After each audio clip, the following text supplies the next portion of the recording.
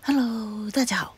天气太冷了，这些不耐寒的兰花，我就用养鱼的鱼缸把它们养起来。室内开制暖气，空气湿度也相对比较干。需要空气湿度比较高的兰花，用这种方法还是挺好的。里面这些兰花除了需要高湿度的兰花之外，还有几棵是一直长不好、半死不活的那些兰花。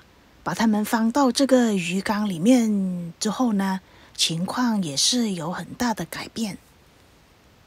这种种植方法也是非常的简单，每隔2-3天喷一喷水也就可以。刚才给这些兰花喷水的时候，突然发现这棵兰花开花了。这是一棵原生种的石斛兰，它的原产地是澳大利亚。它的中文名字是第一石斛兰，土地的地，衣服的衣，石斛兰。也有另外一个名字叫做普通纽扣兰。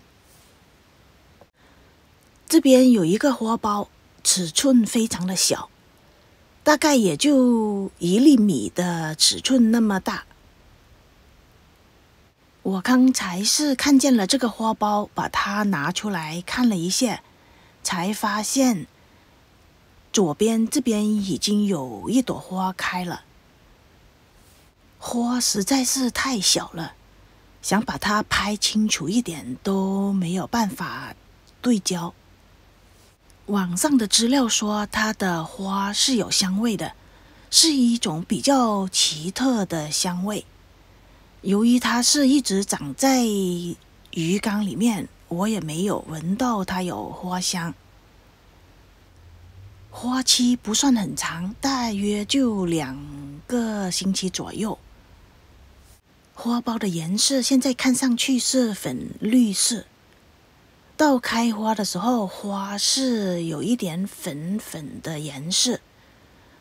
我再看能不能仔细的拍一下它的花。网上的资料说，这种花在太阳底下面香味是比较明显的，这样能看清楚一点。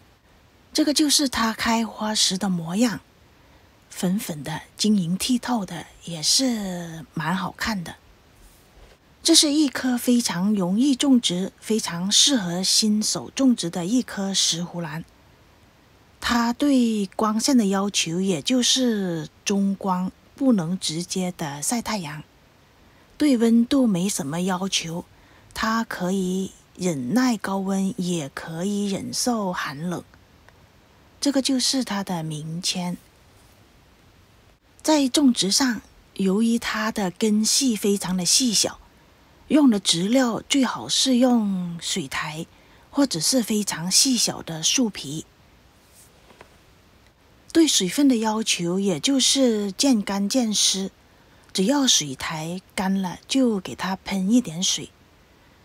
对空气湿度的要求就稍微高了一点，最少是在40%的湿度就适合它的生长。对肥料的要求，在它的生长期，也就是春天到秋天这一段时间，每2个星期施一次肥。这棵石斛兰是在10月份买回来的，种植了有2个多月的时间，也开花了。刚买回来的时候是种植在室外，最近才把它挪到室内。最近一段时间比较喜欢一些特别的、形状比较娇小的兰花。蝴蝶兰那一类兰花现在有一点看腻了，要种一些奇奇怪怪的、比较特别的兰花。如果您也养了一些比较特别的、植株比较矮小的，可以在信息里面同我分享一下您的经验。好了，今天的视频就跟大家分享到这，谢谢您的观看，我们下次再见咯，拜拜。